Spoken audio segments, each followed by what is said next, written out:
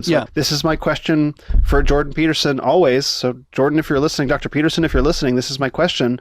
So you've done a brilliant job of looking at Genesis and Exodus and sort of psychologizing the New Testament and examining the mythological, psychological dimensions.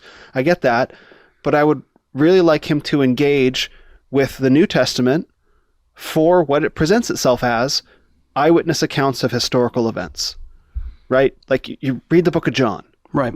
I was there. This is John. Like I was there. I was on Jesus' bosom. I wrote all this down so that you might believe. There's there's no metaphor in here. This is my personal testimony of being the man who Jesus loved. Mm-hmm. Right? Like engage with that seriously. Like, what happens when you do that? I think it would be profoundly confronting because you can't wipe it away. You can't psychologize the things, the confrontation with the Pharisees, Lazarus, Mary and Martha, the in the upper room with the disciples. You can't wash this where he's washing their feet. You can't just look at these as psychological processes. These are historical events. Jesus Christ was an actual historical person.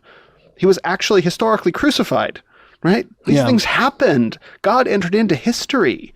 You can't say, well, this is in the deep past and people are looking at it as a metaphor. It's like, okay, so if you want to make that claim that Genesis and Exodus shape the way that we see the world, they become a topography, a topographical map within our own minds, then even more powerfully is Jesus Christ. Mm-hmm.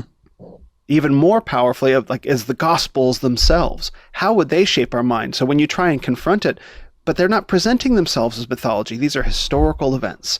So please engage with the New Testament for what it is. And I think that'll be so much more powerful. As powerful as so much of his stuff is, engaging with the New Testament that way, I think will be more powerful for him and for everybody. Yeah.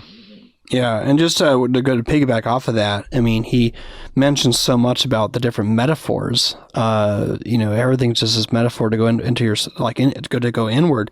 But even look at how Jesus uses the Old Testament. That's right. He doesn't use it as some sort of Jungian metaphor. He uses it as a historical account.